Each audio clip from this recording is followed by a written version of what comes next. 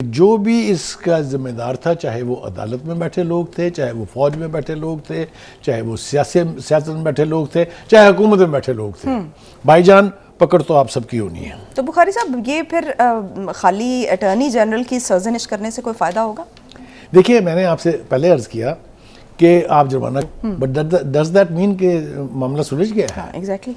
वो तो एक जिसको कहते हैं ना ड्रावा देना, वो तो ड्रावा दिए। असल में उनका इसरार ये है चीफ जस्टिस साहब का कि ये आपकी दरखास्तें वापस लेना काफ़ी नहीं है। अच्छा, आप हमें ये बताएं कि आप में से किस किस की क्या क्या जिम्मेदारी थी जिसने नहीं निभाई। मिसाल के तौर पे उन्होंने इलेक्शन कमीशन को कहा, ख़ास तौर से नाम लेके, भाई आप तब आज़ाद थे, आप आज आज़ाद हैं, या आप कभी भी आज़ाद नहीं होंगे। क्योंकि हमने ये देखा कि एक शख्स हाथ में स्टिक लेके ऑर्केस्ट्रा को गाइड कर रहा था और बाकी सारे साज बजा रहे थे। कितनी खूबसूरत मिसाल है, लेकिन कितनी गंभीर मिसाल है। अब वो ये कह रहे हैं कि मुझे ये बताएं कि वो डंडा किसके हाथ में था। और इलेक्शन कमीशन से ये भी कहा है कि ये भी बताएं कि भाई नजर सानी की दरखास्त दायर करने को किसने कहा था। वही ना, वही तो बात तो असल यही है कि ही वांट्स टू नो कि ये सारे अफेयर को जो फैजाबाद धरना है, इसको कौन मैनेज कर रहा था। अब आगे चलते हैं थोड़ा सा। मेरे ख्याल से अब हमें इंतज़ार करना चाहिए।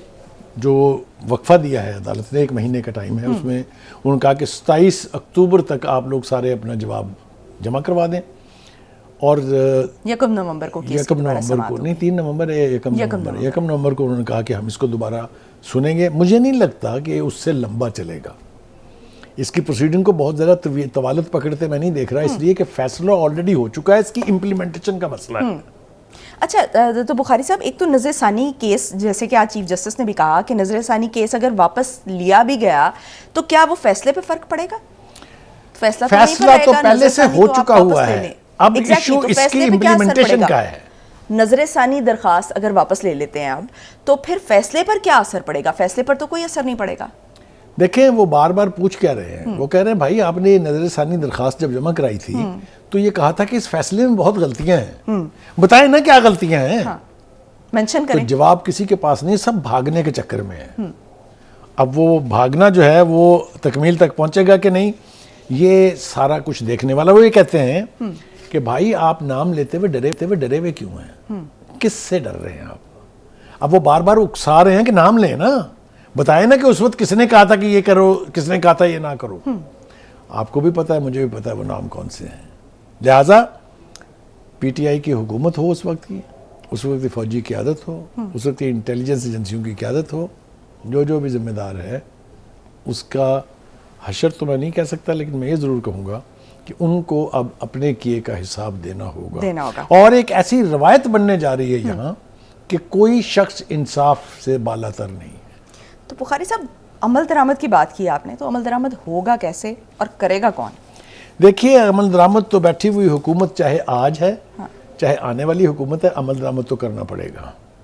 पिछले दिनों से हम सुन रहे हैं ना, सोशल मीडिया के ऊपर भी इसकी बात गश्त है कि जी फैज़ हमीद साहब पकड़े जाने वाले हैं, गिरफ्तार होने वाले हैं। अगर अपने फैसले की इम्प्लीमेंटेशन में सुप्रीम कोर्ट सीरियस है तो फैसला आपको सुप्रीम कोर्ट अमल दरामद करवाएगी। एब्सोल्युटली, उसको करवाए बगैर चारा नहीं। अगर आप चाहते हैं कि जस्टिस जो है वो प्रिवेल करे और लोगों का कॉन्फिडेंस बने अदालतों में कि हाँ ये अपने फैसलों पर अमल दरामद करा सकती हैं। भाई गंदे फैसलों पर भी तो अमल हुए हैं ना। कितनी मिसालें दूं मैं आपको गंदे फैसलों, गलत फैसलों पर, या गंदा मैं जान के जरा थोड़ा सा वजन डालने के लिए कह रहा हूँ। आप मुझे बताइए, पनामा केस का कोई जवाब है कि बात शुरू हुई हो पनामा से और खत्म हो अकामा पे? डिस्क्वालिफिकेशन कोई है इसका तोड़? आप मुझे बताइए, आर्टिकल 63A जो रीराइट किया गया पंजाब में हुकूमत उनको देने के लिए, कोई है मिसाल उसकी? तो खिलवाड़ किया गया कानून के साथ, इसके बारे में कोई दो राय जो है वो नहीं है। जस्ट वो शेख रशीद साहब किधर है? वो आज उनका वकील जो है वो अदालत में आया ही नहीं है। मुझे तो खैर पता है कहाँ है वो, लेकिन anyway, तो हमें भी बताएं ना कहाँ है। उस वक्त जो नारे मारते थे, एक और हवाला दिया चीफ जस्टिस साहब ने बड़ा मजे का, वो ये था कि जिनको जमहूरियत के लिए जो मरे जाते थे, जो कनाडा में है, उन्हें कहे ना वापस आए यहाँ जमहूरियत के लिए। पता है ना किसकी तरफ इशारा है? ये मौलाना तारुल कादरी, अल्लामा तारुल कादरी साहब का हवाला है, जिन्होंने इमरान खान के साथ मिलकर मिलकर धरना दिया था। तो मतलब कहने का ये है कि अब अगर सच बोलने की रवायत चल निकली है तो मैं मीडिया से भी, अवामुन नास से भी, सियासी क़यादत से भी ये मुतालबा भी कर रहा हूँ और तवक्को भी रखता हूँ कि वो implementation of supreme court judgment में रुकावट बनने की बजाय फैसिलिटेट करें कोर्ट को, ताकि आइंदा कोई ताले आजमा इस किस्म की जरूरत ना करे।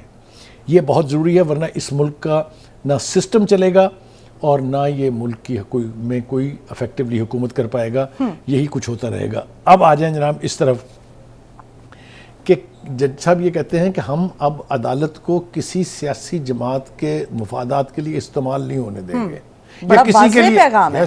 किसी के लिए भी इस्तेमाल नहीं होने देंगे। मेरी इंटरप्रिटेशन ये है कि जज साहब ये कह रहे हैं कि पहले तो होती रही हैं, और आपको भी पता है, मुझे भी पता है, होती रही हैं। जिस तरह की सहूलतकारी साकिब निसार साहब से शुरू करके आसिफ सईद खोसा, गुलजार साहब और फिर बंदियाल साहब ने की है, पूरी दुनिया की ब्लैक तरीन, स्याह तरीन हुकूमतों में भी या अदालतों में भी इसकी कोई पैरेलल मिसाल आपको नहीं मिलेगी।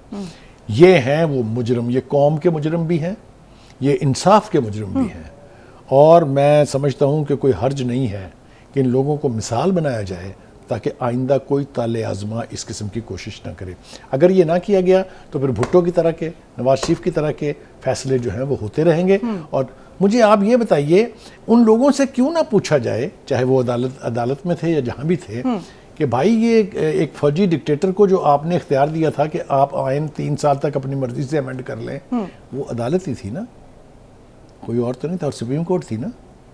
तो मतलब कहने का है कि इन लोगों से जब तक आप इसका हिसाब नहीं मांगेंगे, इन लोगों का जब तक एहतसाब नहीं होगा, जिसकी बात बड़े वाज़ेह तौर पे आज उन्होंने कही कि मेरा भी एहतसाब होगा, मेरा भी एहतसाब, उन्होंने खुद से एहतसाब और जब चीफ जस्टिस ये कहे कि मेरा भी होगा तो फिर कोई एक्सेप्शन है? नहीं, रह ही नहीं जाती। तो बुखारी साहब, अगर इस फैसले पर अमल दरामद हो जाता है तो मंजरनामा क्या होगा, नया मंजरनामा क्या होगा? देखिए, मंजरनामा तो बहुत खौफनाक होगा, इसलिए कि एक तो दपा उसको भी ये मैसेज चला जाएगा कि अगर आप अपना मैंडेट वायलेट करेंगे, अगर आप शब खून मारेंगे, अगर आप अपनी ख्वाहिशात जो हैं, मैं बताऊं आपको ऑनेस्टली, टोटल ये ड्रामा फैसलाबाद वाले धरने वाला घड़ा गया था इसलिए कि बाजवा साहब को एक्सटेंशन चाहिए थी और उसके बाद फैज़ हमीद साहब को आर्मी चीफ बनना था।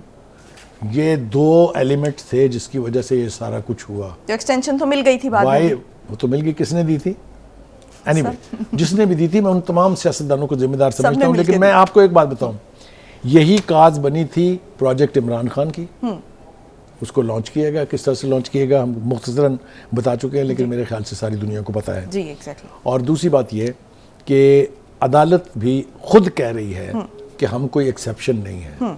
अगर हम जर्नलों का एहतसाब करने की बात करते हैं, अगर हम सियासतदानों का, ब्यूरोक्रेट्स का, बिजनेसमैन का एहतसाब करने की बात करते हैं, मीडिया का एहतसाब करने की बात करते हैं, तो अपना एहतसाब करने की बात करें। मेरे ख्याल say that is the strongest message of today's proceedings. Right. Bukhari साहब, मुझे एक ब्रेक पे जाने का कहा जा रहा है। नजरीन, ब्रेक लेंगे, एक छोटा सा ब्रेक, जिसके बाद हम बात करेंगे गैलप सर्वे से मुतालिक। Stay tuned.